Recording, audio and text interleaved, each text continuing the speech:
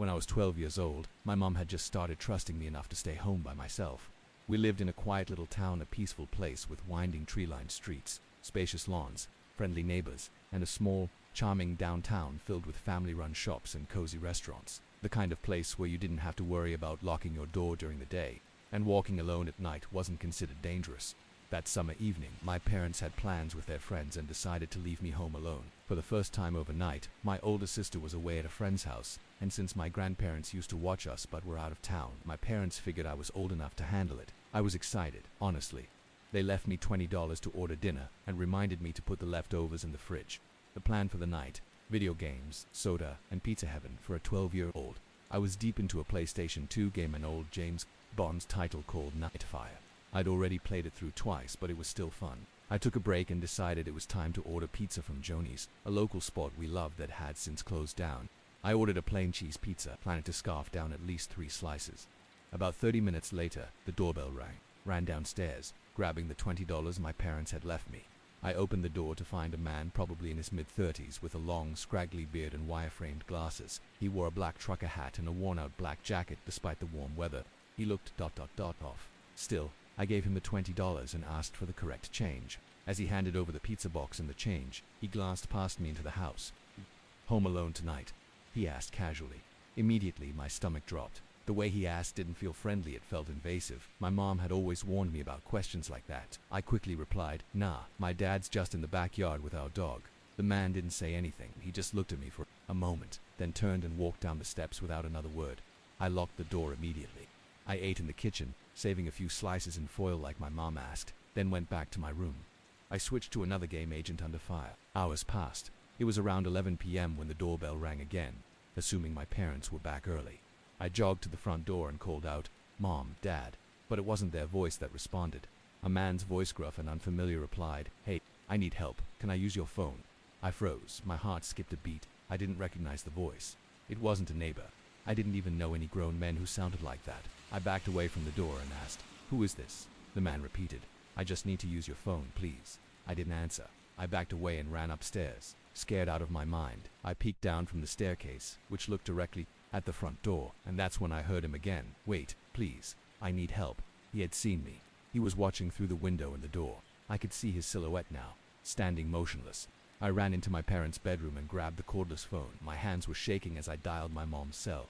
She picked up, sounding a bit tipsy at first, but when I told her someone was outside asking to come in, her tone instantly changed. Her voice got sharp, loud, panicked. "Did you answer the door?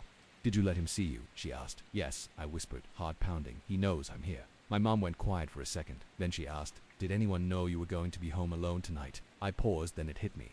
The pizza guy. He asked if I was alone. That was all she needed to hear. "Lock yourself in our room. Do not leave. We're calling the police right now." She stayed on the line with me while my dad used his phone to call the police. Then I heard something downstairs. The side gate opened. I whispered it to my mom. She told me not to say another word. Just stay quiet and keep the lights off. And then I heard it. Footsteps inside the house. Slow, deliberate steps. My entire body went cold. I whispered, "He's in the house." My mom yelled into the phone to the police. I could barely hear her anymore. I was crouched by the bed, frozen. My mom whispered to me, "Get under the bed now." I crawled under and curled up, trying not to make a sound. The footsteps got closer. I heard him walking up the stairs, then nothing. I figured he was checking our bedrooms. Then the footsteps returned, heading toward the master bedroom. The doorknob, jiggled, locked. He tried again. Then a soft knock. He didn't say anything. He just knocked and then walked away. I waited in silence until finally I heard voices shouting and heavy steps on the stairs. It was the police. They found the back door open, and the sliding back window pushed all the way up. He had broken in through the back. I came out shaking. The officers asked me everything. I told them about the pizza guy and how he had asked if I was alone. My parents got home while I was still talking to the police the next night. They took me to Johnny's and asked me to point out the delivery guy. He wasn't there. When we described him to the manager, he said that sounded like Phil, who was out making deliveries. We told the manager everything. He got defensive and eventually told us to leave. We waited in the parking lot for an hour, but Phil never came back. We think the manager warned him. Who knows? We filed a police report, but nothing came of it. No arrests, no case, no lawyer wanted to touch it without more evidence. My parents never ordered from Gianni's again. They also didn't leave me alone for a long time after that to this day. I'm convinced the man who tried to get into my house, who did get in, was the pizza delivery guy. or at least someone connected to him, because how else would a stranger know I was home alone that night? When I was a teenager, my parents made a life-changing decision. We left our bustling home in California and moved to a secluded part of North Idaho. My parents had just retired and were chasing their dream, living off the grid. Surrounded by nature, they built a sprawling 2-story house tucked deep into the backcountry, far from the nearest neighbor. Our home backed right up to miles of dense forest that stretched into national parkland and old paper mill logging grounds. The house itself was stunning. A private gym, a bar and pool room, and even a fully decked-out movie theater in the basement. It was everything most people dream of: peaceful, quiet, remote. Too remote, as it turned out. At the time, I was dating my high school girlfriend. One night, with my parents out enjoying dinner in town, I invited her over to hang out. It was just the two of us in that massive house, and we figured a movie night in the basement theater would be the perfect way to spend it. I even cracked open a beer. Underage, I know, but I didn't think anyone would find out. We popped in Gladiator and settled into the plush recliners for a while. Everything was fine. But somewhere near the middle of the movie, I started to feel off, not just anxious. It was a full-on fight or flight response. Like my body knew something was wrong before my brain could catch up. My heart thudded in my chest as my eyes flicked toward the tall windows behind us. Windows that looked directly into the pitch-black woods. I didn't want to alarm my girlfriend, so I tried to ignore it. I kept telling myself it was nothing. Still, the unease stayed with me. Even when things got a little steamy between us, I couldn't stop feeling like we were being watched. After the movie, I walked her to her car. The night outside was dead quiet, the air heavy with that kind of silence that feels unnatural. She drove off, and I turned to go back inside. I'd left the lights on in the barroom and movie room, so I headed back downstairs to switch them off. I turned off the lights in the theater first, but I paused. Something drew my gaze to the large window facing the backyard. That's when I saw him. There was a man standing just outside the window. He looked unkempt, maybe homeless, filthy clothes, long tangled hair, but it was his expression that froze me to the floor. His mouth was twisted into a too wide smile, and his eyes, staring wild, seemed to glow. In one hand, he held a knife. He tapped the blade gently against the glass. Tap, tap, tap. My breath caught. I couldn't move. I backed away, heart hammering, and moved to the adjacent barroom. That room had a sliding glass door that also faced the woods. I flipped the light switch, and there he was again. He'd moved, standing just outside the door now, still smiling, still tapping the knife against the glass dot. We were less than a foot apart, separated only by the sliding door. He didn't speak, he didn't try to come in, he just watched. I turned and went upstairs in a daze. Right then, my parents walked through the front door. I didn't even greet them. I just said, "I think I'm losing my mind. I just saw someone outside with a knife." My mum turned pale. My dad didn't say a word. He walked straight to the gun safe, grabbed a rifle, and stormed outside to search the property.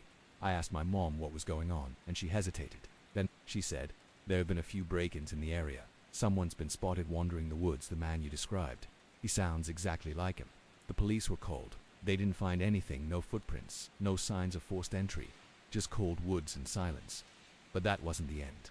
That night, as I tried to fall asleep in my upstairs bedroom, I heard it, a soft tapping noise, metallic, rhythmic. It was coming from below me. My room was directly above the movie room. The tapping continued for hours. Some nights it would stop. Some nights I'd wake up at 3 a.m. and hear it again, faint but deliberate. I thought I heard footsteps on the roof once. I kept checking the windows but never saw anyone. Still, I knew someone was watching me. Then winter came. My parents had to travel for a few days, and they were nervous about leaving me alone. Before they left, they gave me a shotgun. We also had a massive Rottweiler named Diesel, sweetest dog you'd ever meet. But when he barked, you knew something was wrong. One night, alone in the house, I heard footsteps crunching slowly through the snow, heavy, steady, circling the house. Diesel stood up, growling low and deep. Then he barked loud, violent. I'd never seen him like that. Then came the knock. A slow, deliberate knock on the front door. I didn't move. I held the shotgun tightly and waited. The knock came again, then silence. The next morning I stepped outside. Snow covered everything, and in the snow were footprints, human ones. They circled the house, stopped at every window. I followed them, rifle in hand. They led into the woods behind the house. I followed for half a mile before the tracks began to zigzag, loop, double back, like someone knew they were being followed and wanted to lose me. I turned back. That night, the tapping returned. Only, this time it was louder. I grabbed the shotgun, unlocked the upstairs deck door, and stepped outside. I turned on the floodlights and there he was, the same man, the same smile, holding the same knife. He didn't flinch when I aimed the shotgun at him. I shouted, "Leave now or I shoot." Still, he just stared, unblinking, grinning, so I fired a warning shot into the air. He staggered back but didn't run. Instead, he slowly walked backward into the trees, still watching me the whole time. That was it. I ran downstairs and let Diesel out. No shock collar. No hesitation. He bolted into the woods, barking like hell. We never saw that man again after that night, but for years.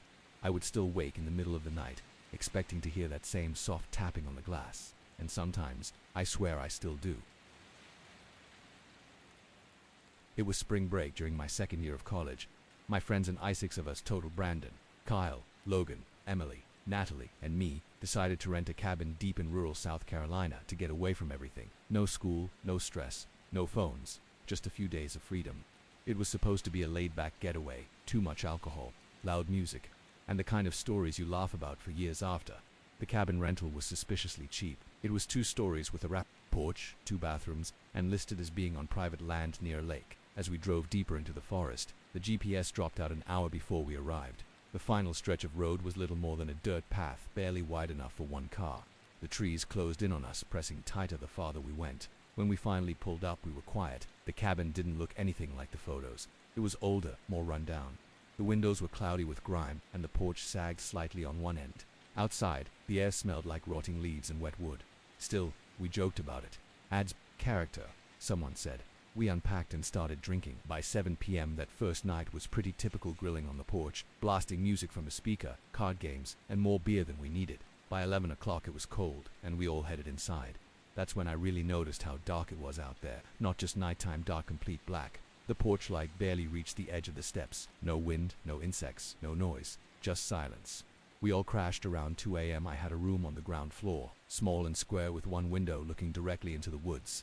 Around 4:15, I woke up with a jolt. No nightmare, no sound, just that eerie alertness that something isn't right. Then I heard it tap, tap, tap. At first I thought it was the heater, but it wasn't mechanical. It was too human, like fingers. I turned my head and there was a man at the window. He was pressed so close to the glass. I could see the fog of his breath. Pale skin, tangled hair, no shirt. His mouth hung slightly open. He just stood there, tapping with his fingers, staring. No blinking, no movement. I froze. My voice barely worked, but I whispered for Brandon, who was sleeping on the couch just outside my room. I called again, louder. He groaned awake and stepped over to my doorway. I pointed toward the window.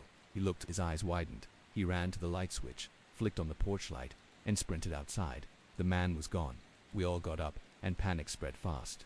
Natalie was crying, and Kyle insisted it had to be a drunk local who got lost. Logan said maybe it was a hunter, but I knew better. We barricaded the doors and windows, moved a sofa in front of the big sliding glass. We each took turns staying up in pairs. Nothing else happened that night. The next morning, we found footprints, human, barefoot. They circled the entire cabin. Every single window had a print in front of it. Even the tiny upstairs bathroom window we should have left, but we didn't. Night 2 started the same music. Fire pit, drinks, but none of us were in the mood. Emily wouldn't drink. Logan kept a knife on him all night. We stayed alert. Around 3:30 a.m., Brandon got up to grab water, but in the hallway he froze. He called my name. I stepped out. He was pointing toward the kitchen. There, in the dim light, was the man. He was inside, naked. His back was covered in raw, angry-looking scratches. He was standing in front of the refrigerator, swaying slightly like he didn't know what it was. Silent still, we crept closer. Emily grabbed a fire poker. Logan had the broken chair leg from the night before. I had my pocket knife. We flipped on the kitchen light and he was gone. The back door hung open. Not broken, not forced, just open. We didn't wait. We grabbed our wallets, keys, phones, and got in the car. We drove until we had service and called the sheriff. We met a deputy at a diner just off the highway. He didn't seem surprised at all. He asked if anyone was hurt, then said, "Yeah, we've had issues with people squatting up in those woods. Sometimes they're not, or they're..." We told him this wasn't just a squatter. This man watched us. He came back 2 nights in a row. He got inside. Somehow. The deputy just nodded.